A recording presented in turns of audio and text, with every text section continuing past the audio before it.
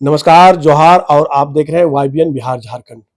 UPSC का result कल आया और झारखंड में भी कई विद्यार्थियों ने सफलता पाई है और आकाश कुमार गुप्ता हमारे साथ है, मिडिल फैमिली से हैं और कह सकते हैं बहुत इनके माता-पिता की अगर बात करें कि पूरा मेहनत से अपने बच्चों के प्रति लगनशील होकर उन्होंने पढ़ाने का काम किया और यूपीएससी में इन्होंने सफलता हासिल प्राप्त किया है और 390 रैंक है। और इन्हीं तमाम चीज़ों को लेके आकाश से हम जानने की कोशिश करेंगे, कब से उनमें मन में ख़्याल आया कि वो यूपीएससी में जाएँगे या स्कूल जब पढ़ाई करते उस समय आया या उनके पिताजी का इच्छा था कि वो अपना यूपीएससी क्लियर करे, आईएएस बने, इन तमाम चीज़ों को लेके उनसे डायरेक्ट हम जुड़ते हैं। आकाश जी, सबसे पहले वाईबीएन बिहार की पूरी टीम को ओर से आपने जो सफलता हासिल किया यूपीएससी में उसके लिए बहुत-बहुत बधाई। धन्यवाद सर। यूपीएससी निकालना बहुत बड़ी कह सकते हैं एक आपने जो सफलता हासिल किया है, माँ-बाप का भी सपना होता है यूपीएससी क्लियर करना। रिजल्ट जब आया क्या सबसे पहले आपने किसको सूचना दी कि रिजल्ट निकला, माँ को दिया या पापा को दिया? कैसे मतलब सबसे पहले किसको सूचना दिया? सबसे पहले तो घर पे मम्मी ही थी, तो मम्मी से ही बात हुई। फिर मम्मी ने पापा को बताया, फिर धीरे-धीरे क्योंकि हमारा जॉइंट फैमिली है, अगल-बगल ही सारे लोग रहते हैं, तो फिर धीरे-धीरे चाचा, दादा को सबको बताया गया रिज़ल्ट के बारे में। फिर सब कोई आए यहाँ पे, सबने फिर खुशियाँ मनाई। एक मिडिल फैमिली के लिए यूपीएससी क्लियर करना कितना मजबूती मिलता है, दूसरे समाज के लोगों को भी देखने को मिलता है, क्या लगता है? उस खुशी को आपने अभी तक महसूस कर पाया? सर अभी तो प्रोसेस ही कर रहे हैं, कल ही रिज़ल्ट आई है तो यूपीएससी एक मतलब ड्रीम जॉब रहता है, काफ़ी डिग्निफाइड जॉब है।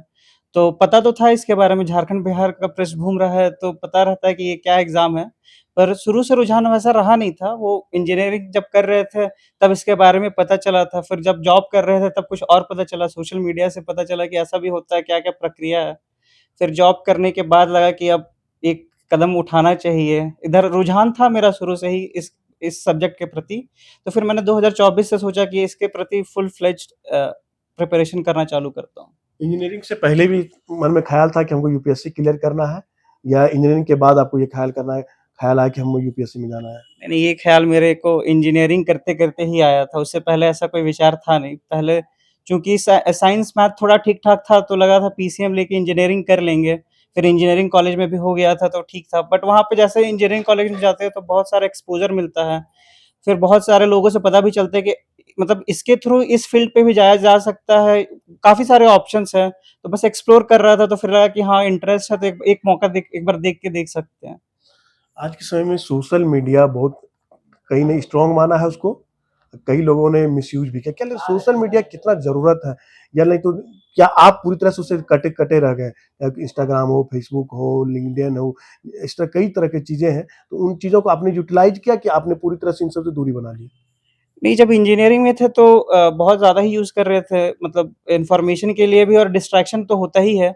लेकिन जब से लाइक प्रिपरेशन चालू किए थे तो इंस्टाग्राम से ब्रेक ले लिए थे, लेकिन यूट्यूब को बहुत अच्छे से यूज़ करते थे, टेलीग्राम हो गया, क्योंकि इन सब में यूपीएससी रिलेटेड काफ़ी इन्फॉर्मेशन और मटेरियल्स आते रहता है, तो काफ़ी हेल्पफुल रहता है वो। और चूँकि मेरा कोचिंग था तो वहाँ से भी हेल्प मिल ही रहा था मेरे को। तो सोशल मीडिया डिस्ट्रैक्ट नहीं किया आपको मतलब और कई लोग जो कहते हैं कि नहीं सोशल मीडिया से कई दिक्कतें आती हैं, पढ़ाई नहीं हो पाती है, कई तरह से नोटिफ़िकेशन आती रहती है, चाहे फ़ेसबुक हो, इंस्टाग्राम हो, व्हाट्सएप हो।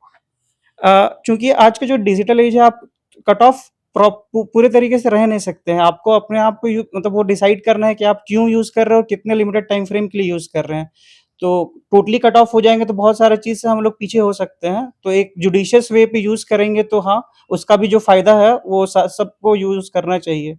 और जिस तरह से अभी सब डिजिटल इंडिया को प्रमोट किया जा रहा है तो अब तो कट ऑफ रहने से कोई फ़ायदा नहीं है। तो क्या डिजिटल से आपने बहुत माने हेल्प लिया? यूट्यूब से आपने कहा कि बहुत ज़्यादा हेल्प मिली है और कोचिंग से भी आपने कोचिंग प्रिपरेशन किया है। तो आज की जो जनरेशन है, जो जिनको प्रिपरेशन करना है, उनको मतलब डिजिटल से बंधे रहना चाहिए, यूट्यूब का यूज़ करना चाहिए? हाँ, अगर कोई भी माध्यम यूज़ करता है तो क्यों कर रहा है वो सबसे ज़्यादा ज़रूरी है। अगर वो पढ़ाई के लिए यूज़ कर रहे हैं और ज़्यादा डिस्ट्रैक्ट टाइम वेस्ट नहीं हो रहा है तब करना चाहिए। अगर ज़्यादा टाइम वेस्ट हो रहा है तो एक रिस्ट्रिक्टेड वे पे करना चाहिए। अगर उनके पास कोई दूसरा संसाधन है कि वो ऑफ़लाइन ही बेटर प्रेफ़र करते हैं तब फिर ऑनलाइन छोड़ सकते हैं, वरना हाइब्रिड मोड तो आजकल अच्छा चल रहा है। क्या प्रिपरेशन मोड होने चाहिए जो तैयारी कर रहे हो, ऐसे बच्चों को क्या बताना चाहिए? कैसे प्रिपरेशन करना चाहिए?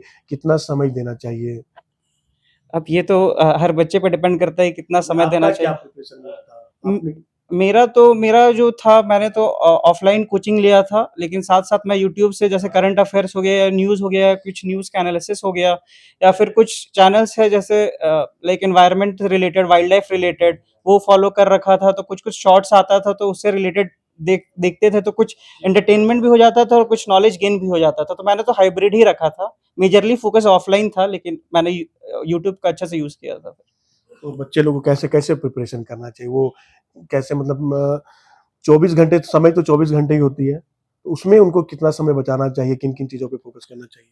अब घंटे देख के तो प्रिपरेशन नहीं होगी, लेकिन जितना भी करे फ़ोकस रह के करे और रिवीजन पे खासा ध्यान दें। ये प एग्ज़ाम 3 चरण पे होता है, प्रीलिम्स, मेंस और इंटरव्यू।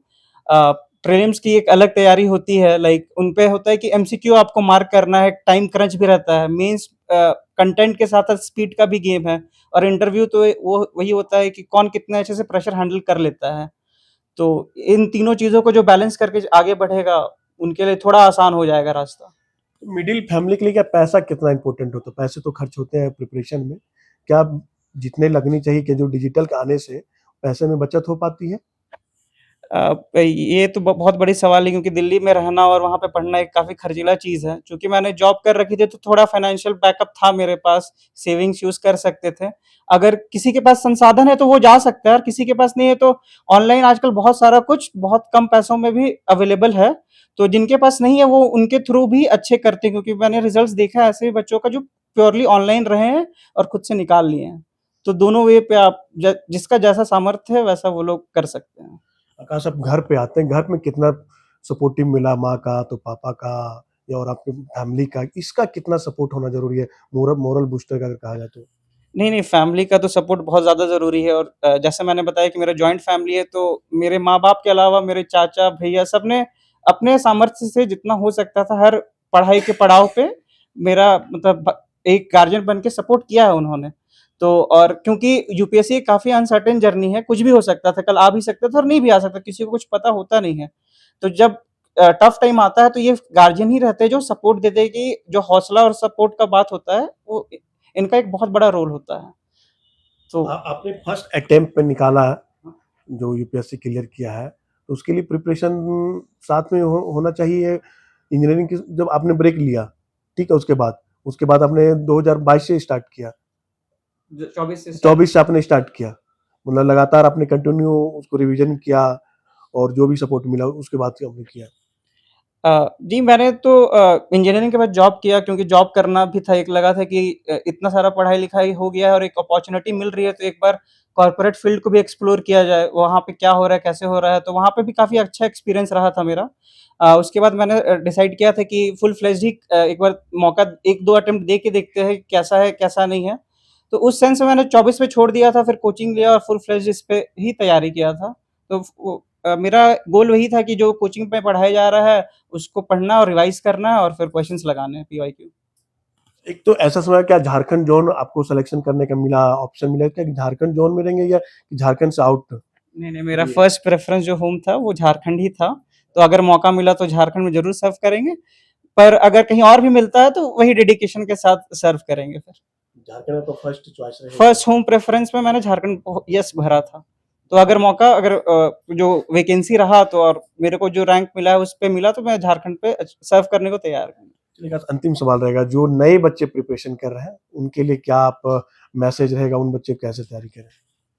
अ, जो एकदम नए हैं उनको तो मैं यही बोलूँगा कि सबसे पहले पीवाईक्यू देख लें, सिलेबस देख लें, फिर अपना इंटरेस्ट देख लें, उनको क्या वो मतलब वो सब्जेक्ट पढ़ सकते हैं या नहीं पढ़ सकते। सिमिलरली अपना ऑप्शनल भी वैसे ही सेलेक्ट करें, इंटरेस्ट के अनुसार मटेरियल अवेलेबल है या नहीं, रिसोर्स अवेलेबल है कि नहीं।